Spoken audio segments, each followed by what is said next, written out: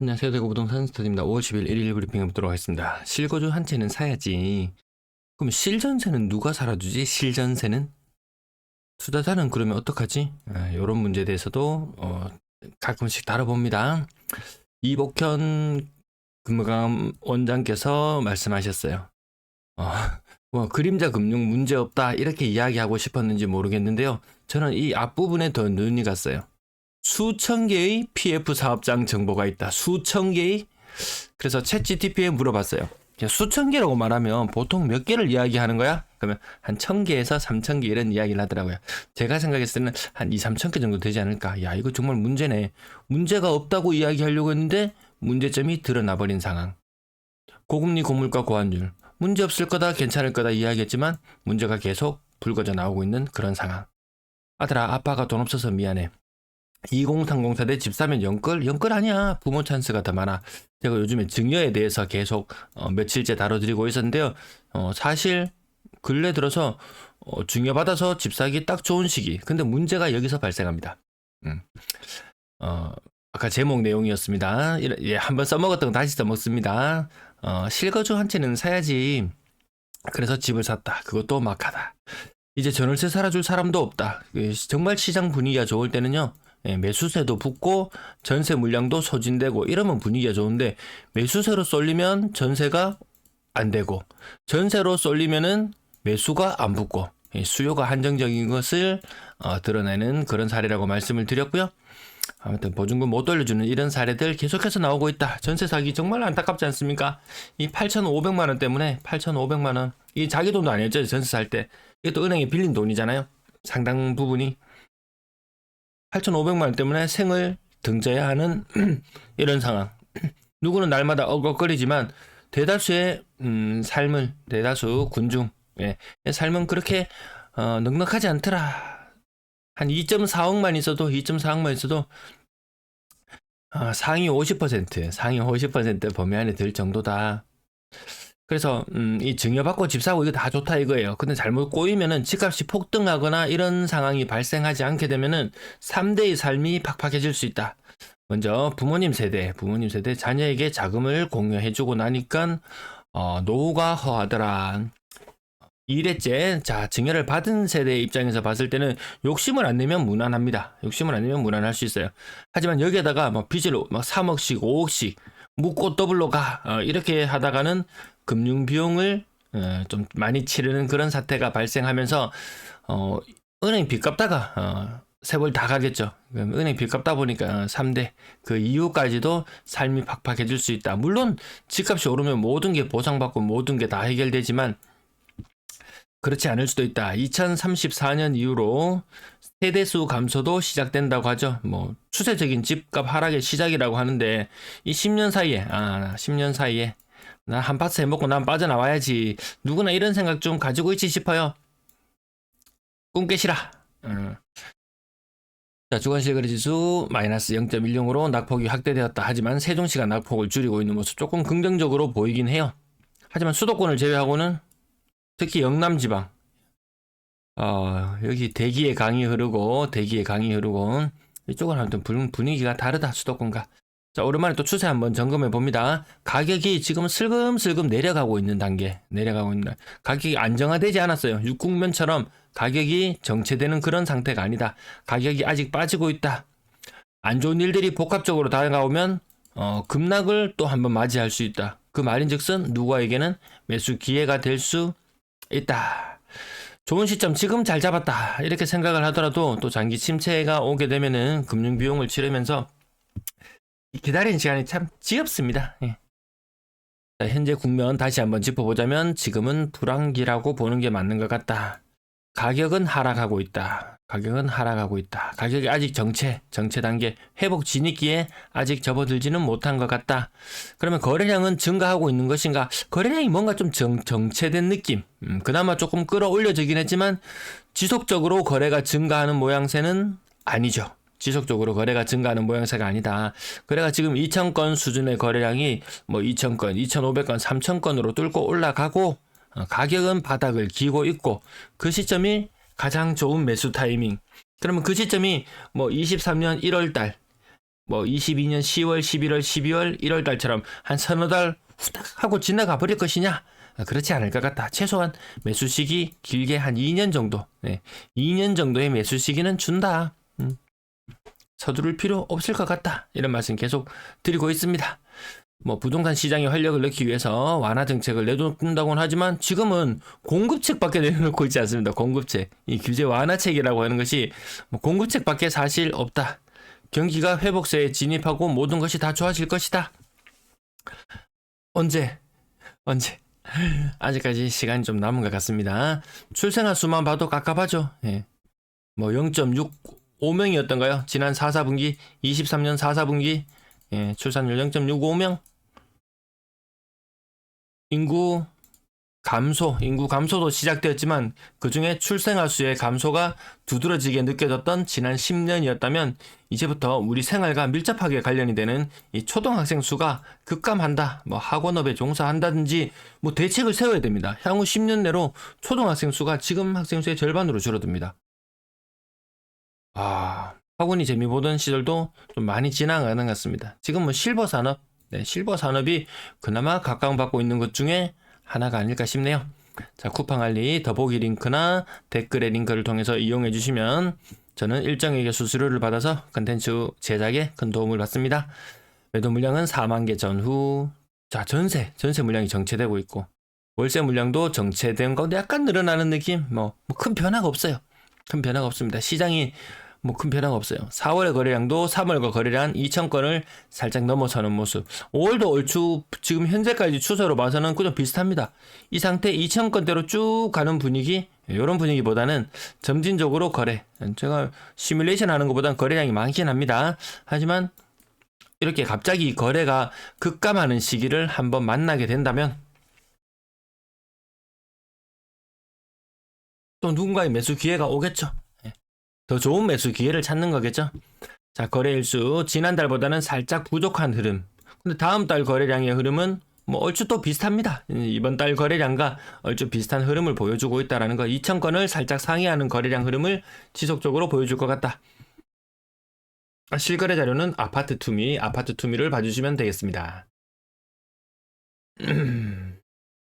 대구 지역 거래량 오늘 75건. 오늘 거래는 많지 않았어요. 오늘 거래는 많지 않았습니다.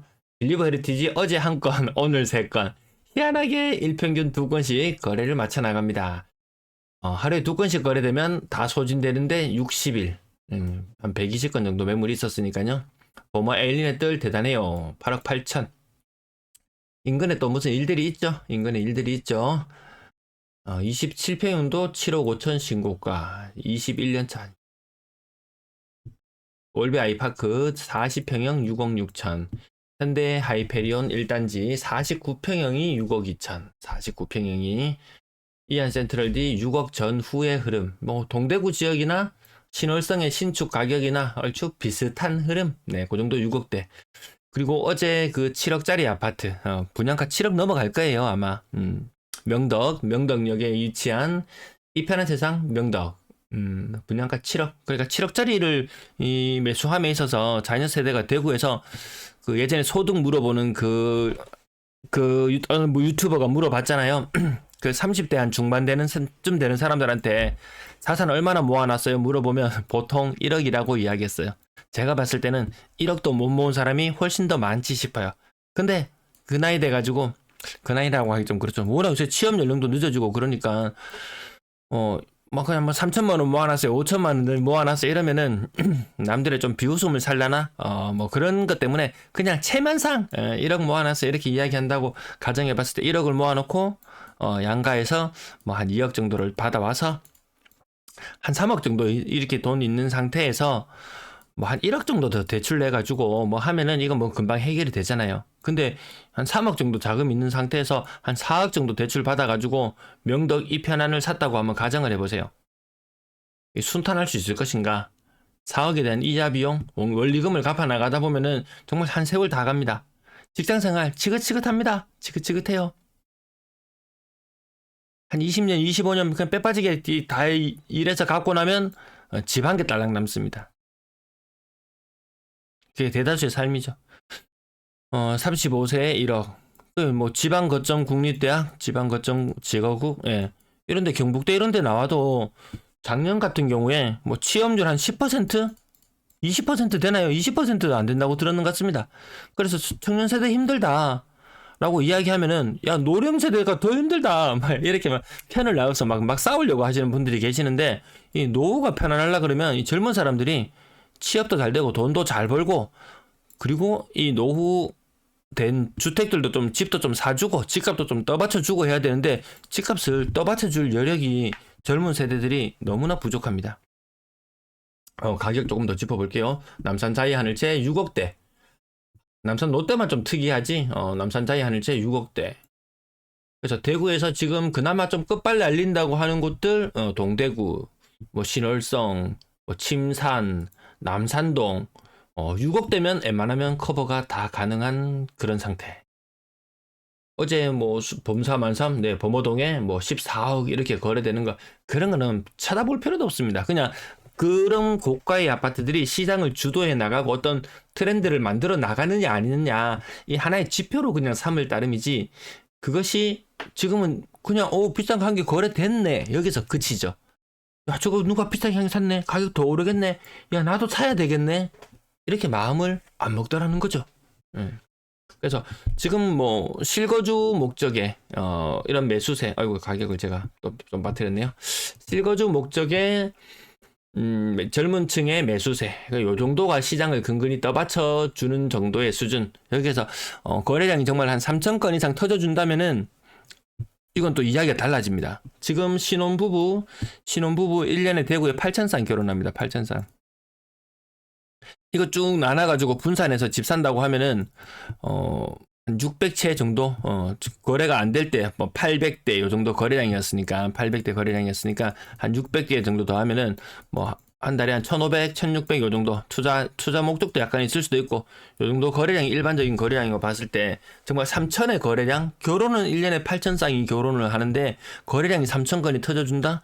그럼 뭔가 투자 수요가 붙었거나, 뭔가 다른 움직임이, 나타나는 거겠죠. 그래서 제가 뭐 2월 달에 거래량 이런 거 뭐 한 뭐 2,000건대다, 뭐 거래량이 점점 줄어들 것 같다, 이렇게 이야기하니까 어떤 분이 내 느낌으로는 거래량이 뭐 3,000건, 4,000건, 5,000건까지도 터져줄 것 같은데, 마치 2020년에 거래량 이렇게 터진 것처럼 왠지 이런 게 한번 찾아올 것 같은데, 그럴 금리 상황이 아니죠. 그럴 금리 상황도 아니고, 정말 이런 것들이 터져준다면은 어떤 정책적인 변화가 있었는지, 과연 뭐 때문에 이렇게 거래량이 늘어났는지 한번 따져보고, 나도 정말 본격적으로 다시 뛰어들어야 될지 말아야 될지 고민해야 될지도 모르겠어요. 근데 이런 거래량이, 야, 지금 이 분위기에서 나올 수 있을까? 옆에 사람 붙잡고 한번 물어보세요. 님아, 지금 분위기 좋다는데 앞으로 집값 오르고 거래량 좋아질 거라는데 님 한 개 안 살래? 이러면 대다수가 나는 이미 세팅 끝났는데, 오르면 좋고 이런 분위기죠. 더샵 달스 센트럴 30평이 3억 6천? 30평이 3억 6천? 1층이긴 합니다만, 오케안 아이파크 23평 3억 6천, 직거래 제껴놓고요. 중리 롯데캐슬 3억 4천, 43평이 3억 4천, 고점 대비 36%, 고점 대비 44%, 고점 대비 44%, 직거래였고요. 30%, 그리고 가격 아래쪽으로 36%, 이거 보시죠. 삼성레미안, 이 수목원 쪽에 가보십니까? 수목원 쪽에 가다 보면 있는 아파트. 야, 이 아파트 지을 때도 받는 것 같은데 벌써 25년 차가 되었고요. 그 가격은 2억 6천, 고점 대비 36% 하락. 그래서 주택 구입 부담 지수상으로 하락률이나 가장 좋은 매수 시기를 찾았을 때 4억 하던 아파트가 한 2억 4천 정도 하면은 괜찮다. 연식이 좀 아쉽죠. 이래 되면은 가격은, 하락률은 마음에 드는 수준까지 왔는 것 같은데 연식이 좀 아쉽고, 나중에 이것저것 다 재고 안 따져도 됩니다. 전부 다 저 아파트 너무 오래됐어, 너무 구축이야, 이렇게 생각하는 아파트들이 전신만시 다 그런 집에서 삽니다. 대구에서 뭐 특별하게 뭐 소득이 계속 어느 정도 수준을 유지하지 않는 그런 계층이라면은, 대다수의 사람들은 20년, 30년 그 이상 된 아파트에 사는 사람들이 한 10년쯤 더 지나고 나면, 한 10년 좀 지나고 나면요, 대구에 한 10명 중에 서너 명은 30년 이상 된 아파트 살고 있을 거예요. 그래서 그 기준을 20년, 25년으로 바꾼다면은 20년 이상 된 아파트에 사는 사람 비중이 한 50%는 될 거예요. 그냥 뭐 구축이니 신축이니 뭐 따질 그것도 없습니다. 따질 계제도 없습니다. 예. 그래서 적당히 나 요 정도면 괜찮은데? 지산동 현대맨션 1층. 1층이었으니까 좀 빼놓고 1, 2, 3층이 아닌 경우 기준으로 봤을 때 9억짜리가 대곡 4개월 다운 3억 9천짜리가 2억 5천. 야, 요런 것들이 간혹 보인단 말이죠. 예. 요런 것들이 아마 더 많이 보이겠죠. 예, 더 많이 보일 것 같습니다. 앞으로 시간이 갈수록 더 많이 보입니다. 구축을 찾는 사람 좀 한계가 있죠. 뭐, 그 사람들이 부동산 투기꾼들이 얼마나 많이 떠들어댔습니까? 똘똘한 한 채, 똘똘한 한 채. 구축 사는 거 아니야. 똘똘한 한 채. 그래야지 먹어도 크게 먹을 수 있어. 크게 먹을 수 있어. 워낙 많이 해보니까 그때 투자자들이 만들어 놨던 오만 말들이 다시 부메랑이 되어서 다시 그네들에게 돌아가는 그런 시기가 아닌가 싶어요. 자, 끝난 거래대금은 양호한 상태 3억 3천, 4천. 계속 양호한 상태로 보여주고 있습니다. 수도권에서 이게 막 올라가는 현상이 보이더라고요. 일부. 근데 하락률을 보면 또 다르죠. 건당 대금과 또 다른 부분들. 자, 정책자금 60조, 정책자금 20조. 여기 플러스 증여가 일정 부분 가담한다. 증여를 해주고 나면 그 윗세대들은 이제 투자와는 멀어진다. 투자는 멀어진다. 그런 부분도 조금만 또 증여를 또 한창 해주는 시기가 지나고 나면 또 그런 시기와 또 맞닥뜨립니다. 그 밑으로 세대로 또 더 내려가면요. 지금 한 60대 이상 세대 정도 이상 되면은 그나마 증여해줄 돈이나 이런 것들을 좀 모아놓고 있는 사람들이 있을 수 있지만 지금 50대, 지금 40대 이게 증여 여력 생각보다 많이 떨어질 거예요. 왜? 이 세대들 돈 조금 벌고 조금 여유 있었다 하는 사람들 중에서 투자에 안 뛰어든 사람이 없어요. 전부 다 집에 돈이 다 묶여 있어요. 6억 이상 비율 떨어지고 있고요. 분양권 거래는 계속 양호한 흐름을 보여주고 있습니다. 양호 거래 괜찮습니다. 분양권 매물 조사해보면 또 이야기는 조금 달라집니다. 앞부분 전세 가격 계속 빠지고 있고 이거 뭡니까 이거 도대체 3억 미만의 전세 비중이 거의 90%에 달할 정도. 근데 아직 5월의 거래량은 몇 건 신고되지도 않았어요. 요거 좀 문제가 있어 보이죠. 자, 전저점을 깨고 내려가는 가격 흐름이 요런 느낌이거든요. 가격 흐름 미친 듯이 오르다가 떨어지다가 미친 듯이 올랐다가 꼭지를 찍고 내려오고 나서 바닥을 다지고 올라갔다가 다시 내려오는데요. 이 매매 가격하고 흐름 비슷하죠. 매매 가격 흐름하고 비슷한데요. 전저점을 깨고 내려오는 현상들이 지금 일어나고 있는 것이 대구의 현재 상태다. 현재 상태 맞습니다. 월세 거래량은 양호하고 월세 가격은 빠지고 있고. 시청 감사합니다.